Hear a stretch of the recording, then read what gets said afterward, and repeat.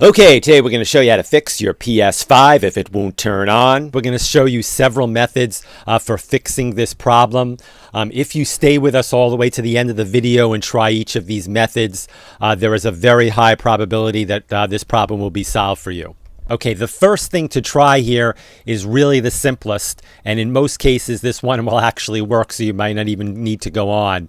Simply unplug your PS5 from the wall outlet. Wait about 60 seconds. Now don't be impatient here. Wait the 60 seconds and then plug it back in. If your PlayStation is working again, great. If not, I want you to do the following. I want you to press and hold the power button down and hold it down until you hear 2 beeps. Then I want you to release the power button and plug in the controller using a USB cable and press the PS button. Okay, when this menu pops up, you want to choose option number 6, Reset PS5. One super important note here, this is a factory reset. You will lose all your settings and have to reload your games.